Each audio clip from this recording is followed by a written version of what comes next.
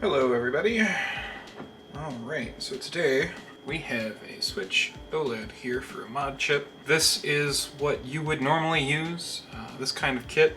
Today we're going to be doing the Kamikaze variant, and I like to use enamel wire, so we're not going to use the .0 adapter, and we are not going to use the board Flux. Instead, I'm going to use some enamel wire to make the connections to the board, and I feel that is much more robust. The board Flex is easier than dealing with wire, but I just like the wire. I feel like it is easier in terms of knowing I got good connections on everything, being able to independently solder different points. I've had these where if you nudge them just wrong, they'll break one or two of the solder joints.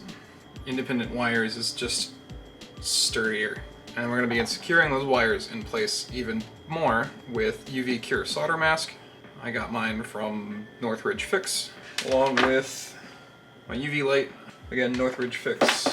As good as Northridge Fix is, this isn't an advertisement for him. I'm going to show you modding an OLED. This board here, with the USB port on it, this is what you would use. You'd connect it to, this is a 3-in-1 style chip. You'd connect it to this port here for flashing the firmware on this RP2040, which is the same chip on the Raspberry Pi Pico, which is why these are called Picoflies. And you flash the firmware. I've already flashed the latest firmware on this. It's 2.8 from Rahias/USK on GitHub. So we've got the latest firmware on this chip. Usually they come pre-flashed. You usually don't have to bother with the flashing. But if you need to, these are usually included in your kit. It's quite easy. You just hold down the boot button while you plug in the USB cable. I usually plug in this board, plug in the USB, and hold this all down and hold the button, and then plug the USB into the computer with my other hand. That is the easiest way I've found to do it. Otherwise, I wind up damaging this connector. The only thing I really like the flexes for is I like the CPU flex, incorporating the MOSFETs and supporting components right into it. There's a metal stiffener on the other side. A common thing people will get wrong during an install that'll cause it not to work, or it'll work and then not work when they put it back together, is there's a metal bar in there and they'll route this over the metal bar, so those components are touching. They'd be touching metal, which is not good. You want this to go under that metal bar, and I'm gonna show you that when we get there too. This is our console. This is some form of special edition. I'm not sure which one this is. I'm not all that up to date on my special edition switches, but the first thing to do, as with any switch, is to get this thing open. I believe on the OLED it's the 2 topmost screws. These screws are tri-wing. I use tri-wing 1.5. No reason to buy fancy tools. You can do any of this with the cheap stuff. That iron was $23 and it works fine. No SD card. You do want to take special note when you're taking these apart, because if you have an SD card in here, it'll be sticking out just far enough where if you try to rip this back plate up without taking that out, you can very easily damage the SD card. The customer did send a 1TB SD card. I'm going to be setting that up separately. That won't be in this video. The point of this video is not the software setup. It changes often enough that I don't want to make a dedicated video to it. There is a guide that is constantly being updated. The Shiza guide, switch hacking, is still easy. If you've never soldered anything before, I cannot recommend this as a first project at all. I would recommend you find something else. Get some practice in, get comfortable soldering small. Old phones are good for that. But the CPU points we're going to be soldering to are tiny, as well as if you do this with a .0 adapter, you have to take the whole board out, cut an extra shield, and there's a lot that can go wrong during an OLED install, especially when you're doing it the way I'm doing it. I'm doing the Kamikaze method here. You always want to be gentle when you're taking these apart, because there is a mesh that is quite awkwardly positioned in the console.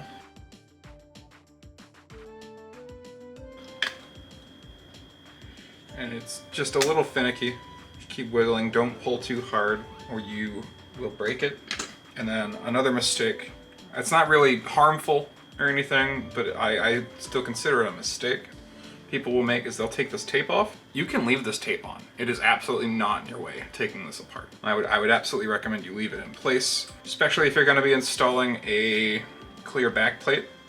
You want this to look neat. You don't want this to be messy wires everywhere, tape residue. In my opinion, this looks better than loose wires, and it's a lot more manageable.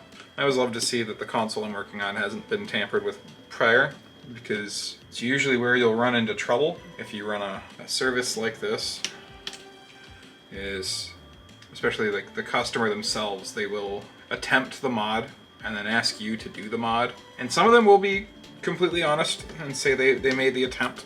Some will pretend they didn't make the attempt. You'll get in there, there'll be spiky solder all over the place, and clearly there's flux residue everywhere. You ask the customer, and they'll respond either, "Oh yeah, I was in there," or, my favorite, "How'd that happen?" It's always the case when you discover something in a device that you weren't expecting. How'd that happen?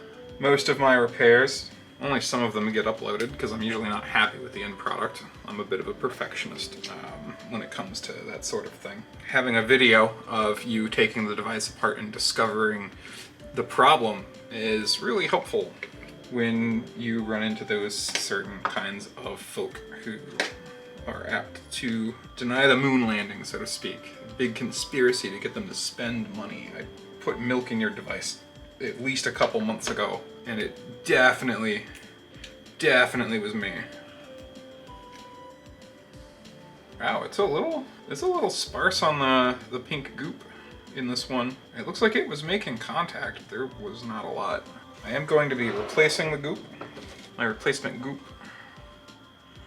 is K5 Pro, and I'm just starting off by cleaning this so that it doesn't wind up on every surface on my workbench, because that's what happens with any sort of paste if you don't stay on top of keeping it clean as you work.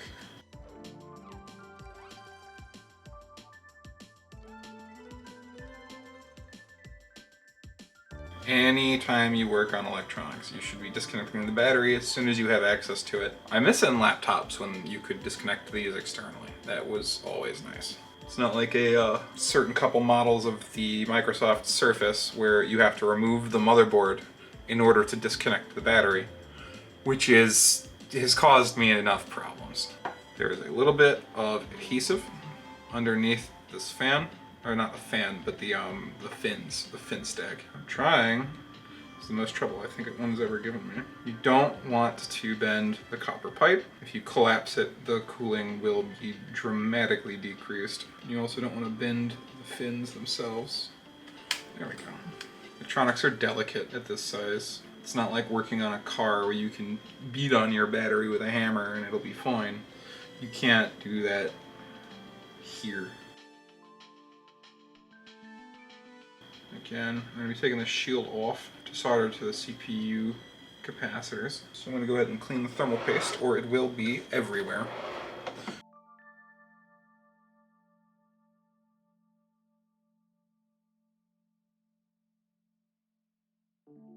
It is, in my opinion, far easier to connect both the fan flex and the power button flex if the fan is loose.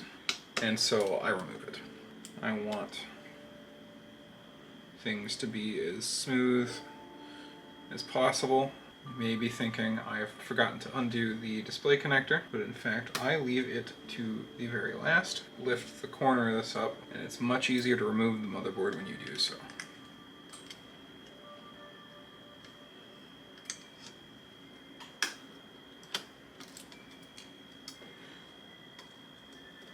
And then the display connector, you want to go out as straight as you possibly can, because there are 2 layers of pins in here, and they are very, very easy, especially on the way back in, straight as possible. Because if you bend one of those pins, you will wind up with display glitches or no display at all, and you'll get only sound or display, but no backlight. You don't want to mess with that. I have these connectors on hand. If I were to damage it, I could fix it, but you do want to avoid damaging it in the first place, of course. We can now set the body of the switch aside and move on to the motherboard.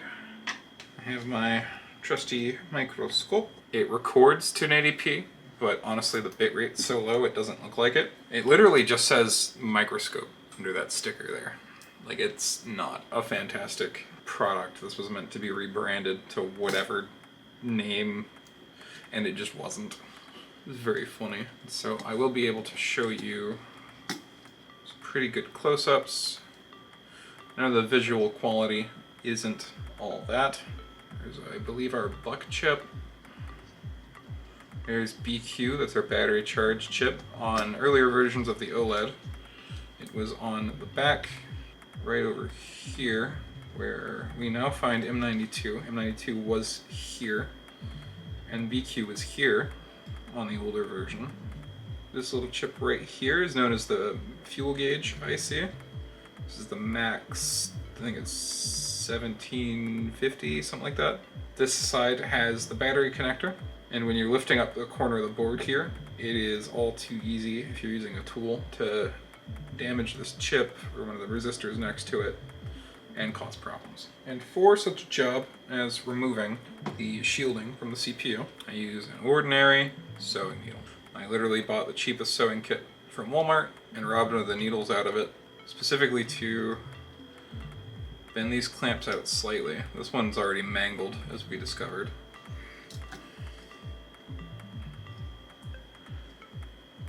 I like to sneak it in that gap right there.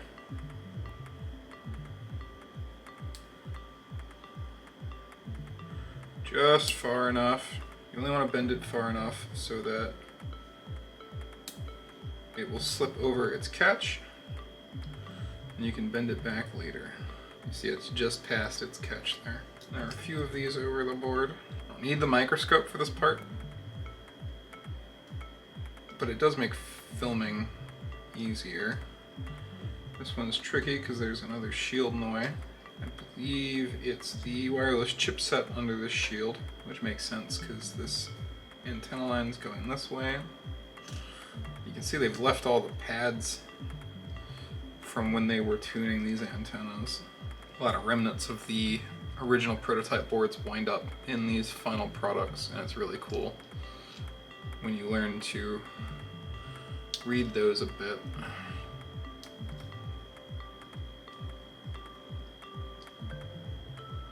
Of course, you would leave those pads. You wouldn't remove them because, after all, they do change the profile of this line. They change the impedance, and therefore they change the tuning. So if you were to replace these pads with more line, you would change the profile of this antenna, and you would then need to tune it again. Potentially, it may still work, but it wouldn't be quite so efficient. Alright. I should be able to... I do use a nail for this. Bad practice, I know.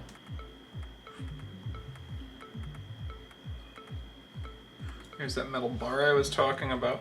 You want your flex in the end to go underneath it and not over it. Otherwise it'll short, and it'll prevent you from closing the shield down over top of it because these sit flush. Clean the thermal paste off of the shield here. Suppose this damage really was done in the factory. Now, I'm gonna be gentle when dealing with these capacitors. There's our Tegra. I'll explain some of the reasons beyond piracy, because we don't condone piracy here. Don't pirate anything. Of course not. Beyond piracy, when you're modding your Switch like this, you get access to overclock the SoC. You give up some battery life for that, but there is plenty of power and thermal headroom on this console. You are not going to run into those limits. Well, then you will. There are still limits, and they're quite low, but there's plenty of headroom, is what I'm trying to say. Compared to an unmodified Switch, some games actually become playable versus being 12 FPS nothing fests. There is modding, offline only, of course. You can modify games, you can hack to all your heart's content in Breath of the Wild, give yourself infinite hearts on real hardware, anywhere you want. Appears we are now ready to begin soldering our CPU Flux. As mentioned, the Flux goes under the metal bar because the components, which are right here when this is lined up, would otherwise short on the metal. You don't want a short circuit.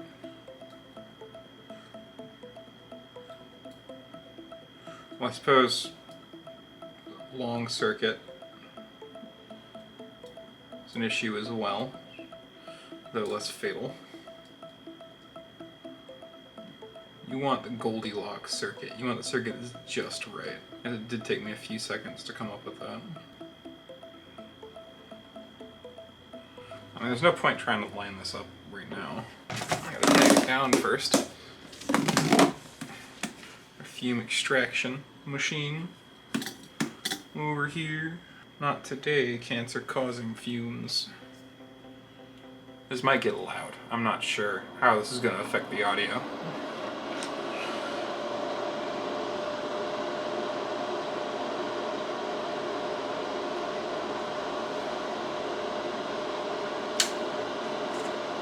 Solder.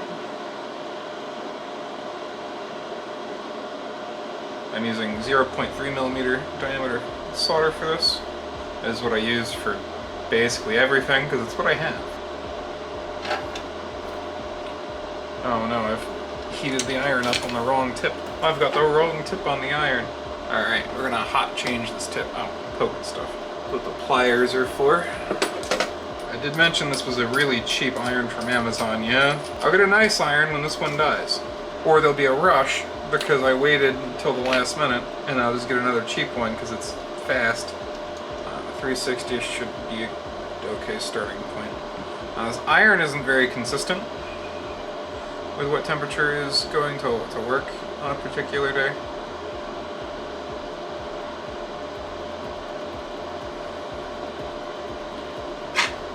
This is not a great tool.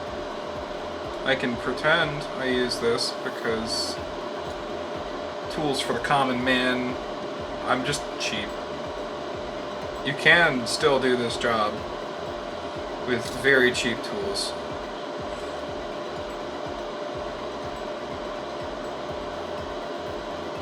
But if you have nice ones, please use them. Don't do this to yourself. You want to go slowly. You can always add more solder. Taking away solder is a little bit more difficult.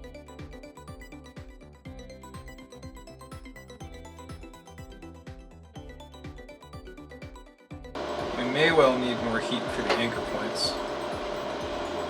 But then again, we may not. If I use the back side of this curved iron tip, it can transfer a lot more heat than just the tip alone can manage. And it does appear 360 is working out well for us today. Some days it won't, and I need to go to 380. But I believe that's an issue with this cheap iron I use. And this cheap microscope makes things a little difficult as well. But we want these connected without spilling over and being taller to the best of our ability, because they would block the shield going back down in place. Alright then, I'm really not sure where my camera ran out of storage. I should have been paying closer attention to that. We're gonna, once again, just in case it was missed, verify that we have connection. Diode mode, cheap meter, it's not bad, but it was cheap. Red probe to ground in diode mode. 0.029, 0.027, somewhere in that range, good. 0.001, that's ground, good. 0.028, good. 0.001, good. And then I touched this guy with solder a little bit. His top connection's ground anyway. So that's not short to ground. Bottom connection 0.027, and then they're not short together either. Good. No, so with Kamikaze, come across here using these 3 holes as a reference point, and dig a hole in the motherboard. And then also, we've got to cut this shielding because there is a point right here we need to scrape the solder mask off of and solder to that, which is the clock point. And we also need to solder a wire to this resistor here, that's our A point, and our reset point, our B point, is that guy right there. Not the triangle next to it. You don't want to short to that triangle because that triangle is ground. Cut by this leg, and then cut in this corner, and desolder this leg or bend it out of shape. These are incredibly good. The God hands. They're worth the extra couple of bucks, in my opinion, over your non-name brand, even like Best. I used to buy nippers from Best, which is the brand that Northridge Fix stocks, I believe. These are just, they've been more reliable, in my experience. I do believe this is serviceable footage of this. I'll have to congratulate myself later on that. Very easy to damage the corner of the SoC here. I've contacted it, as you might be able to see. I haven't done any damage, so.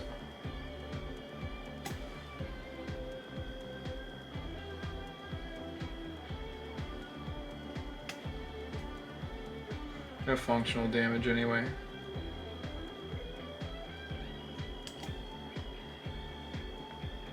And the shielding is very brittle. Is brittle the right word? I'm not sure. It breaks from working stress very easily. So you just have to wiggle it back and forth a couple times and it'll break. Yeah, see, look at the ends. Already chipped on these. I'm trying to keep this from sticking up and interfering with the shield. And now that we've got that out of the way, we can actually do our modifications on the shield itself. Which means this tab is going to get bent in so that it does not contact. I don't usually cut the shield. I just sort of fold it over with my tweezers. That way I'm not creating any new sharp edges.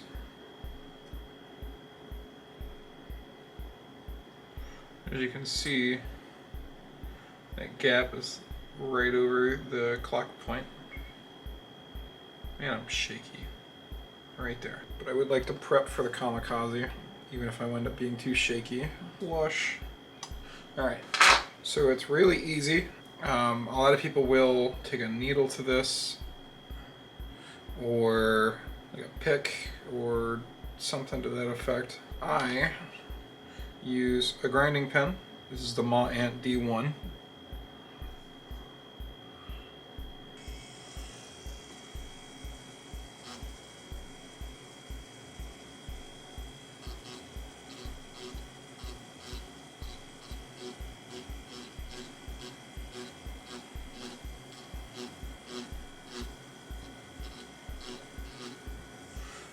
And it's actually very easy to go too deep with this, using it on the lowest setting, and that was incredibly fast, I believe. We've got enough surface to solder to now, seems so. I like to use Captain tape, or Kapton tape, however you want to pronounce it. It's got a good straight edge on it. So the edge is only as straight as my hands are steady.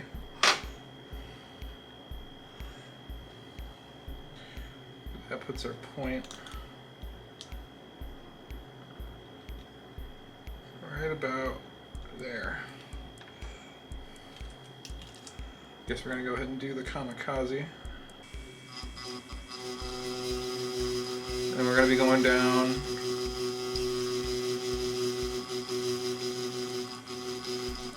through the solder mask. And what I'm gonna do is just every so often Q-tip with alcohol on it. Come in, clean that away.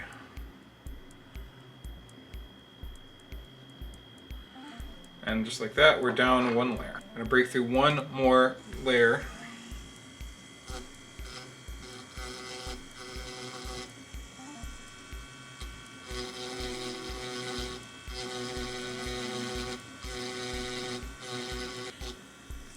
And like most things tech and dangerous, you kind of want to go slow and be careful and double and triple check.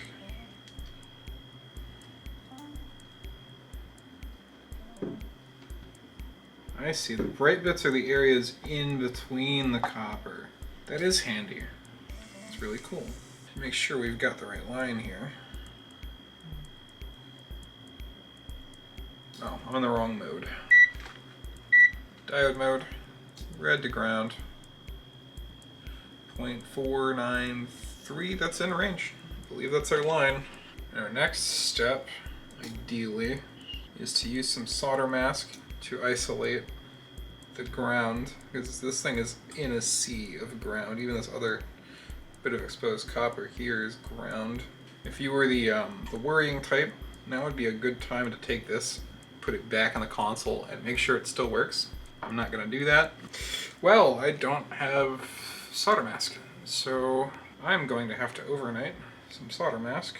So, I have grabbed the cheapest solder mask I could find on Amazon because it was overnight. Is that a good choice? I suppose we shall find out together. Wow, it would probably be really, really easy to use way too much with this. Okay, syringe is decidedly not my favorite way to apply this. It's my first time buying a syringe of solder mask, and I already don't recommend it. To also apply some next to the clock point on this ground, just so I don't accidentally connect to it.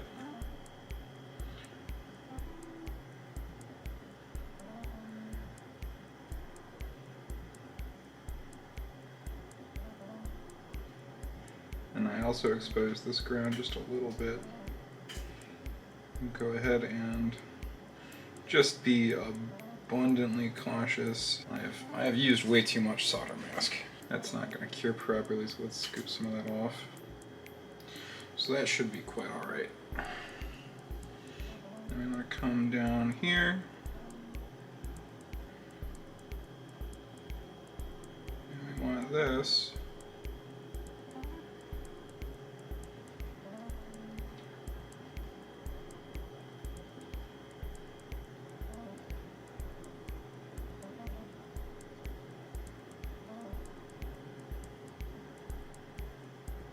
I mean, if this holds up well, I might just buy this stuff from now on. Okay, the reason I do these both at the same time is because even in the microscope, they look kind of far apart because you gotta move the board, but they're actually quite close together.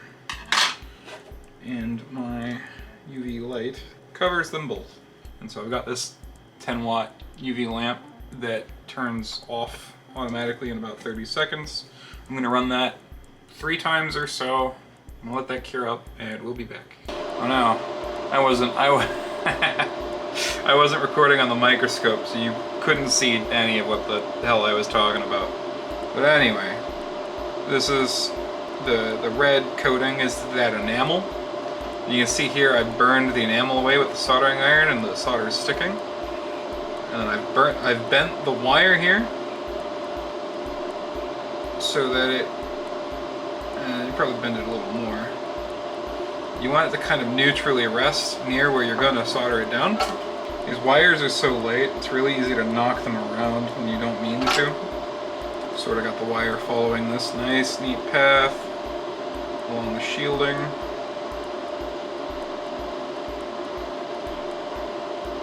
Avoiding that ground point, which we covered, and then tacking down onto the board there. You really don't want to do what I just did, because it's really easy to rip this pad off the board, and that's not what you want to do at all. So I'm going to re-tack this because I've fatigued that solder, and flowing it helps release any stress that has been introduced into the wire or the solder.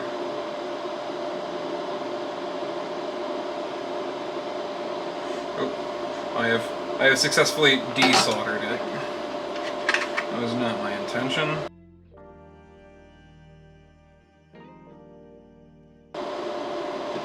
It is not playing nice with me today. It's usually the easier point to take care of out of the ones on this side of the board.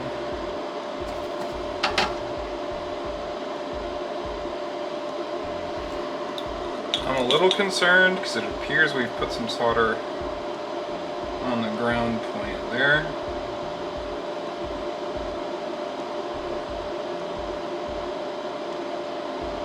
And at this point, it would be smart to test diode mode, red to ground, 0.54, we have a connection. I'm hitting it with the hot air merely to dry it. And then I want to add some more solder mask.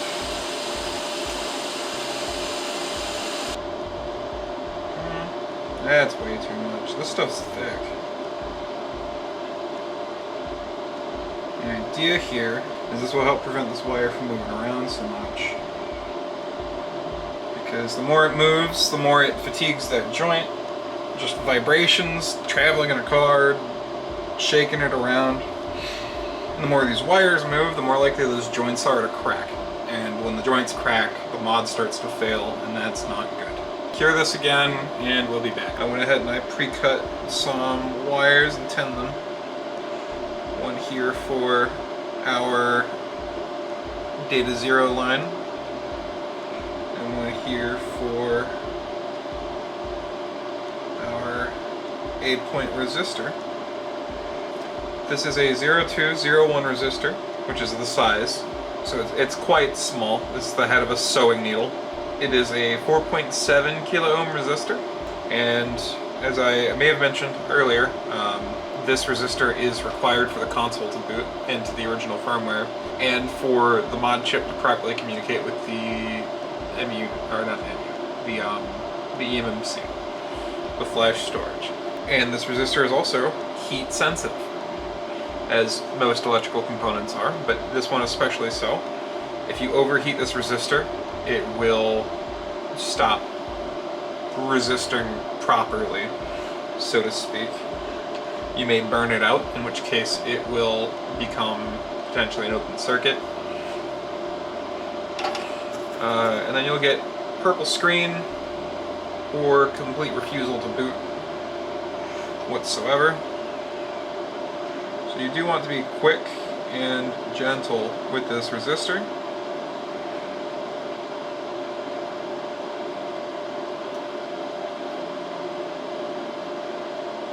And just generally, any heat you use in this area, you want to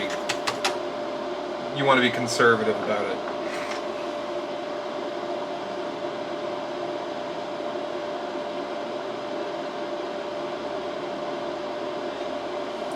I think I've proven you want to strive to be better than I am at this, and you probably don't want to stop where I'm at. Because apparently, I'm really bad with tweezers. And then I've bent the end of this wire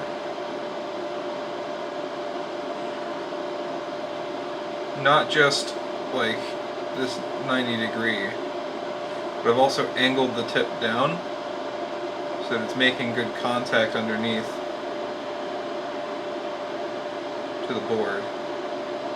I'm actually going to avoid covering this area with solder mask because this DAT 0 point may need to be retouched at some point or tested, and I would like to leave it exposed so that I can get a meter on it, but I do still want to secure the wires a little bit, which is why we're going to go and do it this way. This may take a couple of runs of the light. I think just to be safe, I'm going to run this one more time after it finishes here. Secured and secure, so the wires don't get jumbled up and I can tell which ones are which. Could, for sanity's sake here, go ahead and prod this diode mode red to ground.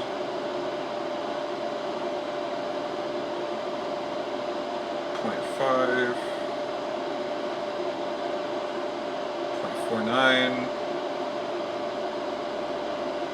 Attribute that to my probe getting a bad contact. Yeah, 0.49, 0.57. Those are in range. Looks like our soldering's alright. I'm going to shut this off for now. Instead of doing the rest of the soldering, I'm going to get the Modchip in place. First off, you don't want greasy fingerprints on the die here, and you don't want tape to cover this. So you do want that to be pretty clean. That's our thermal surface for the die. But I do like to put a little bit of Captain tape over SP1, SP2, wherever my Captain tape has wound up.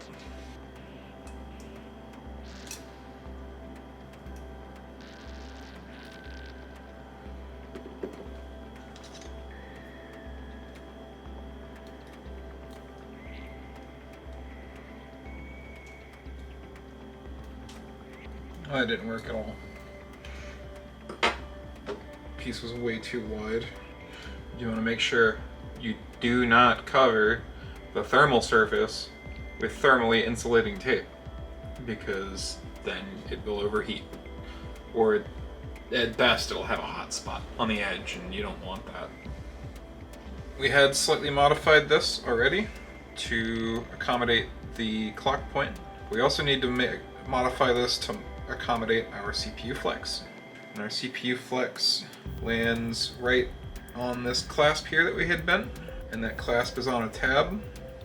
So what I like to do is I just like to bend that tab over, not cut anything. I don't want sharp edges, but I've just bent that tab over on the inside,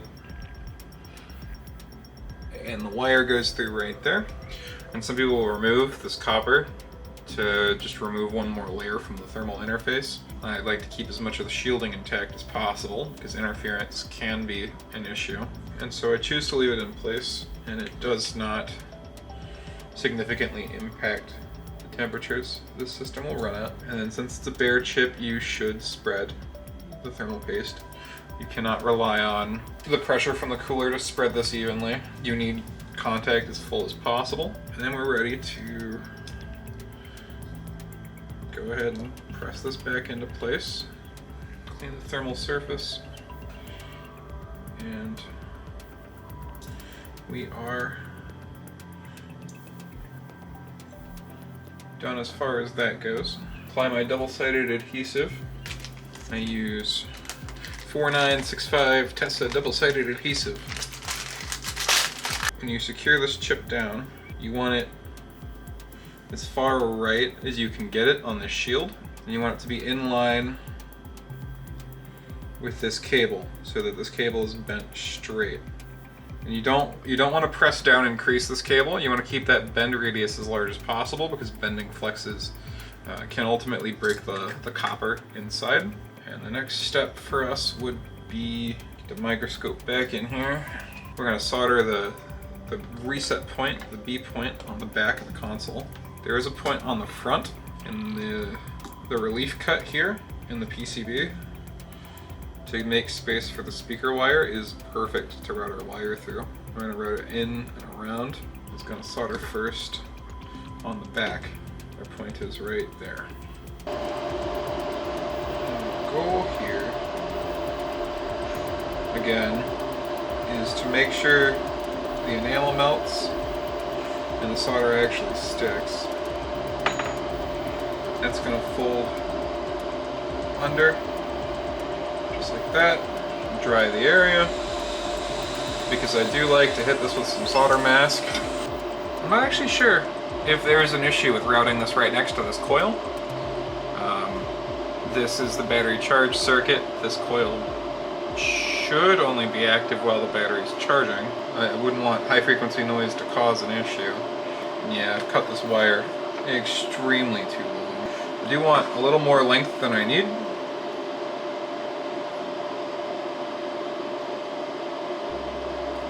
solder this to the B point.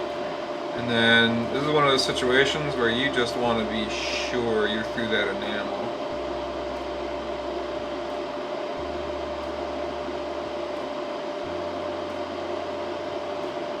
And then you want to continue holding that line. That joint doesn't look fantastic. Maybe not enough flux, maybe not enough solder. Hold that until it solidifies. I'm going to try and route this a little bit away from that coil, because I don't know how much interference that might introduce. The needle back on the magnetic section of the mat so it doesn't disappear again. And we're going to cure that once more. You may already be saying, or you may not have noticed, but I haven't run the voltage and the ground yet. We will do that. I like to get the data lines taken care of first. This guy is our clock, which is the D point and not the C point, which honestly I feel like the D point should be the eMMC, but no, that's the C point. A bit of flux, a bit of flux. Burn that enamel off. Good. You want to keep pressure on the wire until you see it solidify. Hold this down. Bend this back and forth to fatigue the wire and snap it. Eventually, there we go.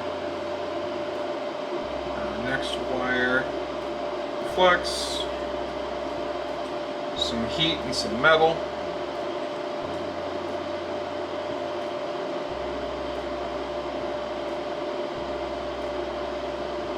Melt that enamel.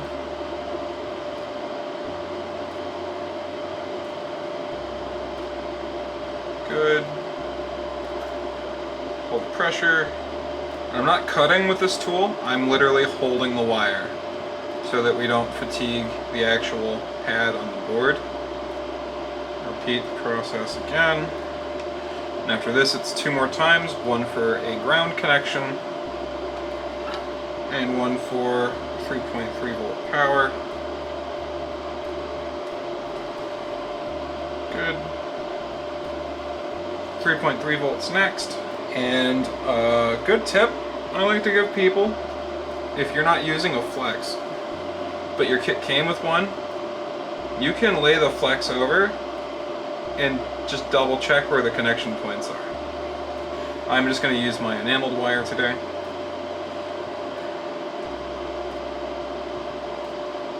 Oop, bridged something. There it is, our wire.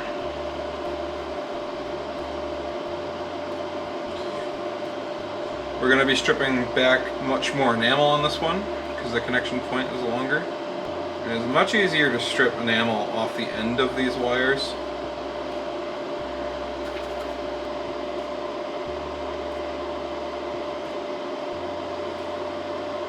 To remove some of the solder so I can be sure we don't connect to that other capacitor down there.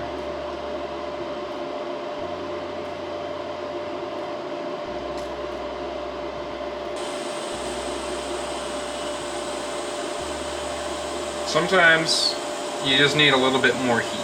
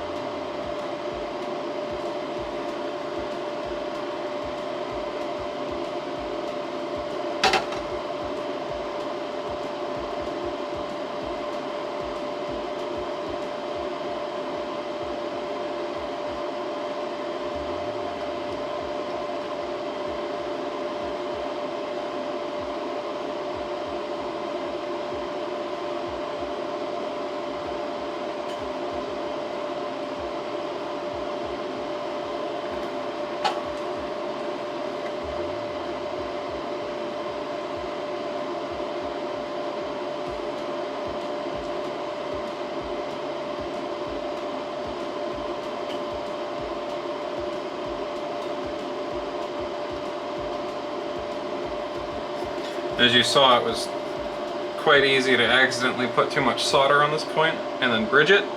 But as you can see now, it is not bridged. We are in the clear. Trim the wire. Flux.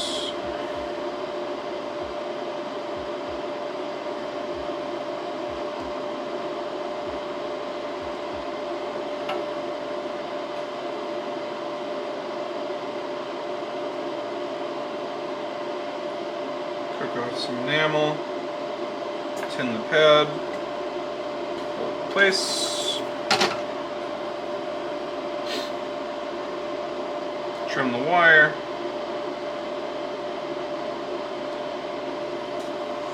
and I would support the wire with some solder mask. I'm going to cure again. Now our Modchip, there is technically a ground path through the CPU flex. It is grounded back there, but you do want to separately solder the chip ground, because otherwise all of the return current for every circuit on this is either going to run through one of the other circuits, which is not good, or it'll run all of it through right next to those sensitive CPU capacitors and generate a bunch of noise. And while it may not necessarily cause an issue, it potentially could. So I recommend against that. You want to give all your signals a nice clean path to ground. That's our ground point there. That's an alternate B point, which I don't like that it's on here. We have a big fat grounded via right here. Or at least a pad. I'm not sure that it's a via because I can't see.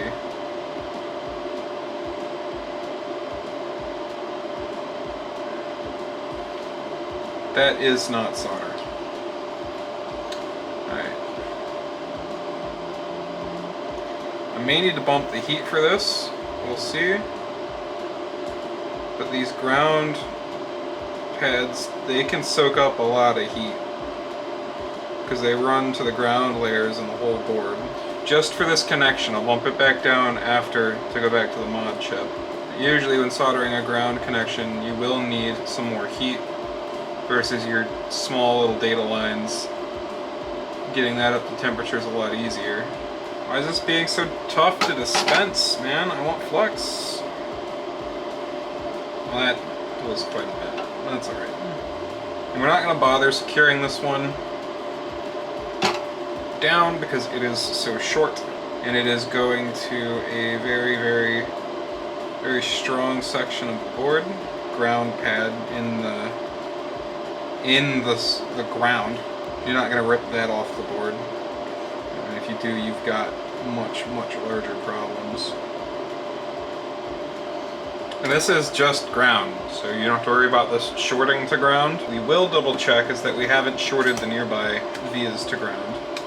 I don't know what they do, but if it wasn't ground before you started, it probably shouldn't be ground when you're done.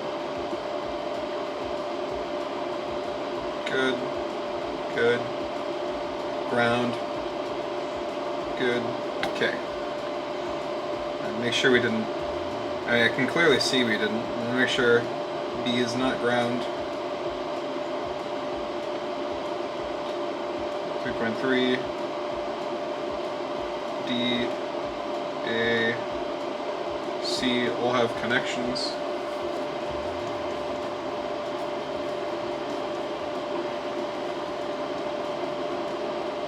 I think this looks so beautiful. We are done with this load thing. That is every connection soldered. And then my preferred next step is to put some tape on it so that when the shield goes down over top, it doesn't get shorted out. You don't really want to cover BQ because I imagine that chip gets pretty hot. And it's the battery charging circuit. And if there is a circuit in here you want to keep nice and cool, it would be your charge circuit, because Nintendo did not do a fantastic job with the power system on this console. The most notorious failure on this unit is basically either BQ or M92 just stop working completely, and well, it doesn't charge after that. The next thing to do is to test it, the body of the unit, and the first thing we're going to do is insert the display connector. You want to do that as straight as possible, and I like to do it before seating the motherboard into the case because I feel like I get a better result that way. Ensure when you're putting this motherboard back in, you're not trapping your speaker wire. In fact, I usually plug this one back in now. Or your power flat. There's a lot of stuff that is like in the way of this console going back together. The only wires you really need to connect for the test are the power button and the battery. But I'm going to go ahead and connect everything. And the power button Flux is another one of the ones with the multi-layer pins, but since it's a lot skinnier, less dangerous to plug it in because it's less likely to bend a pin going in sideways because it's skinnier. The longer cable obviously makes it a lot harder. That is where a lot of people get tripped up on the OLED, on the V1, the V2, the light, especially the light. It's got two, just like the V1 and the V2 do, but it's a little more finicky, is they will damage this connector. So I wind up replacing a lot of these connectors when they come in previously worked on. And the battery should be the very last thing you plug in. When you're going back together, connect the battery, press the power button, yellow light, blue light, it's training. It's trying to detect glitch timings right now, that's what training does. And that was a success. That one little yellow flash, no SD card, about 30% battery life. It looks like we are good. Go ahead and turn this guy back off. It comes to screws. So I start this guy down here bottom right. Then I start the one on the left. And then I start and tighten top right, then left, then bottom right. That's not important necessarily. I'm just in the habit of trying to give these things even pressure. Before we go back on with our back plate, I have some K5 Pro to replace the pink goop that was in here. I don't know if this stuff is more performant, but it is highly performant. It's really important when you're doing one of these to, after you've screwed everything down, but before you put the final backplate on, is test it again. Because sometimes if you've done it wrong, the mounting pressure of the backplate will cause the mod to fail. Or you may have routed something incorrectly and got it pinched under a screw, any sort of thing like that. You want to test before you go fully back together a second time.